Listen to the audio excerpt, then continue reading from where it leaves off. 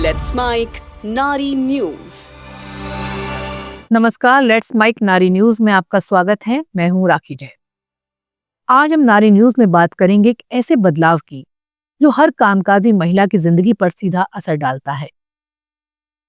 भारत की नई श्रम संहिता में महिलाओं के लिए किए गए प्रावधानों पर आज हम बात करेंगे। कानून में बदलाव सिर्फ कागज पर लिखी बातें नहीं होती, ये समाज की सोच, कार्यस्थल का माहौल और महिलाओं की रोजमर्रा की चुनौतियों को बदलने की ताकत रखते हैं। नई श्रम संहिता भी ठीक ऐसा ही करने का प्रयास है।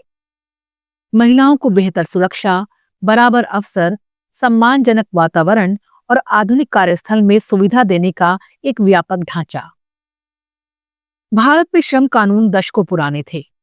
ऐसे कानून जो उस समय लिखे गए थे जब ना महिलाएं इतनी संख्या में काम करती थीं, ना ही कार्यस्थलों का स्वरूप इतना बदल चुका था।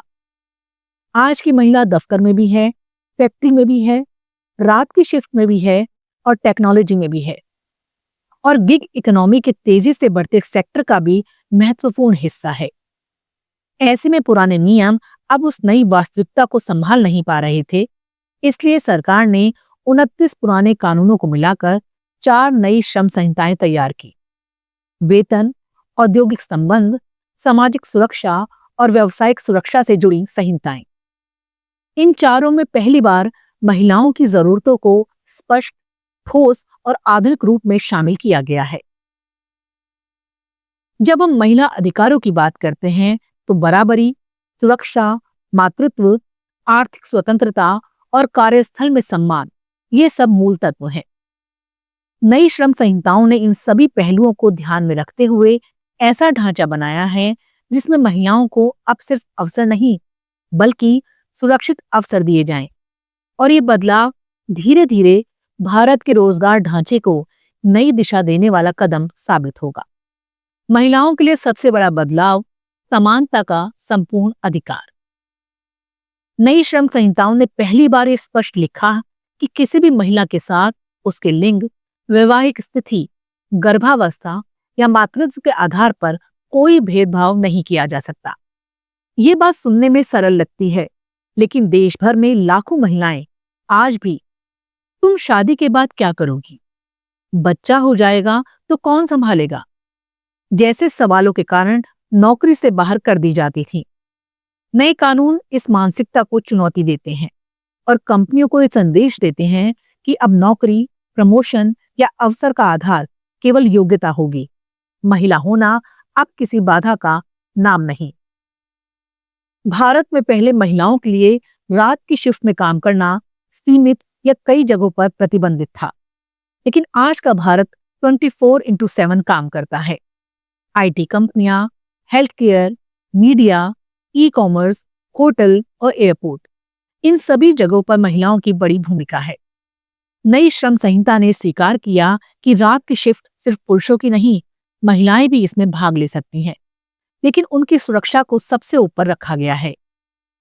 नया प्रावधान कहता है महिलाएं रात 7 बजे से सुबह 6 बजे तक काम कर सकती हैं, पर इसके लिए कार्यस्थल को सुरक्षा, सीसीटीवी, पर्याप्त प्रकाश, मजबूत ट्रांसपोर्ट सिस्टम और महिला कर्मचारी की स्वैच्छिक सहमति सुनिश्चित करनी होगी।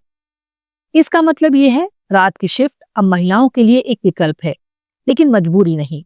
उनकी मर्जी ही अंतिम होगी और ये उनकी सुरक्षा का मूल हिस्सा है। गर्भावस्था अक्सर महिलाओं के करियर में बीच में आकर एक बाधा बनती थी। नई श्रम संहिता इस सोच को खत्म करने की दिशा में बढ़ी है। मातृत्व अवकाश को 26 सप्ताह तक बढ़ाया गया है और गर्भवती महिला को किसी भी तरह के खतरनाक या शारीरिक जोखिम वाले काम से दूर रखने की बात करता है। कानून ये भी कहता है गर्भावस्था के दौरान किसी महिला को नौकरी से निकालना या उसे दबाव में इस्तीफा देने के लिए मजबूर करना सीधा अपराध माना जाएगा। ये प्रावधान उन लाखों महिलाओं के लिए एक भावनात्मक सुरक्षा कवच है जो बच्चा होने के बाद लौटकर अपनी नौकरी बचाना चाहती हैं। साथ ही नई श्रम संहिता में साफ किया गया है कि 50 या उससे अधिक कर्मचारियों वाले किसी भी संस्थान में क्रैच सुविधा अनिवार्य होगी। ये कदम सिर्फ व्यवस्था नहीं बल्कि कामकाजी महिलाओं के प्रति संवेदनशीलता दिखाने का तरीका है। महिलाएं अपने बच्चे से दिन में निर्धारित समय पर मिल सकती हैं, उसे दूध पिला सकती हैं और ये एहसास पा सकती हैं कि नौकरी और मातृत्व साथ चल सकते हैं। भारत जैसे देश में जहां कामकाजी मां को हमेशा दोहरी जिम्मेदारी निभानी पड़ती है, क्रैश सुविधा कहीं ना कहीं उसकी मानसिक शांति का सबसे बड़ा आधार बन सकती है। अब समान काम के लिए समान वेतन, ये सिद्धांत भी पहले था, लेकिन उसकी व्याख्या अस्पष्ट थी।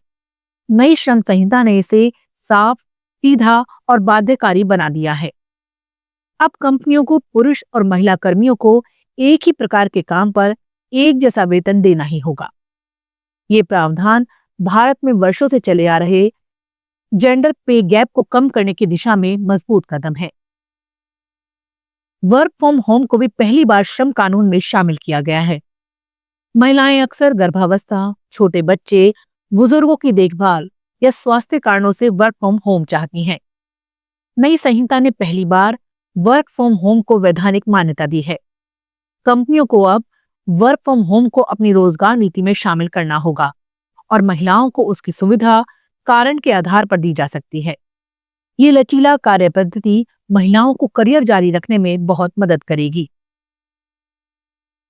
पहले महिलाओं को माइनिंग, निर्माण, भारी मशीनरी और कई जोखिम वाले क्षेत्रों में काम करने की अनुमति नहीं थी। नई संहिता कहती है महिलाएं हर क्षेत्र में काम कर सकती हैं, शर्त सिर्फ सुरक्षा है। इसका मतलब यह है अब निर्णय महिला की क्षमता पर होगा, उसके लिंग पर नहीं। पॉश एक्ट पहले से लागू है, लेकिन कई कंपनियां इसे गंभीरता से नहीं लेती थीं। नई संहिताओं ने पॉश एक्ट को श्रम कानून का अनिवार्य हिस्सा बना दिया है।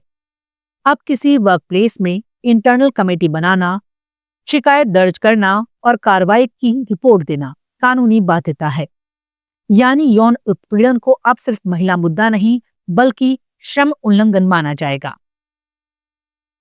ज़ोमैटो, स्विगी, अर्बन कंपनी जैसी जगहों पर हजारों महिलाएं काम करती हैं।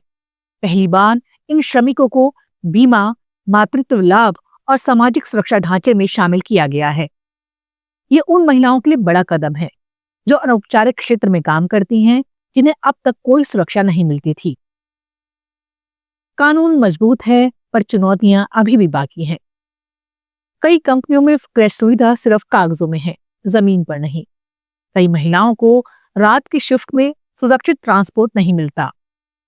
जेंडर पे गैप का अंतर संस्कृति और सोच के कारण मिटने में समय लगेगा। यानी कानून मजबूत जरूर है, लेकिन इसकी जड़ें जमीन पर धीरे धीरे ही फैलेंगी। भारत की नई श्रम संहिताएं महिलाओं को वो अधिकार देती हैं जिसके लिए वो लंबे समय से इंतजार कर रही थी। बराबरी का अधिकार, सुरक्षा का अधिकार, मातृत्व के सम्मान का अधिकार और अपनी शर्तों पर काम करने का अधिकार। पर असली बदलाव कानून में नहीं, उसके इस्तेमाल में है। महिलाएं आगे बढ़ रही हैं, कानून साथ खड़ा है। अब जरूरत है कार्यस्थल और समाज एक साथ मिलकर इन अधिकारों को सच में लागू करें। क्योंकि जब महिलाएं सुरक्षित होंगी, सम्मानित होंगी और समर्थ होंगी, तो देश की प्रगति भी उतनी ही तेजी से होगी। नारी न्यूज में फिलहाल इतना ही। अगली बार फिर मिलेंगे एक नए विषय के साथ।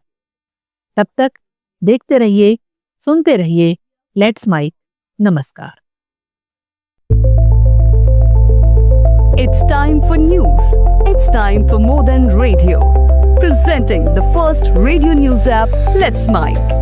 Let's Mic, a news-based app on your phone where you get to watch and listen news, talk shows, interviews, radio show podcasts. On Let's Mic, you get all relevant information of TV, print, radio, podcast, and digital. Let's Mic talks about every segment of life.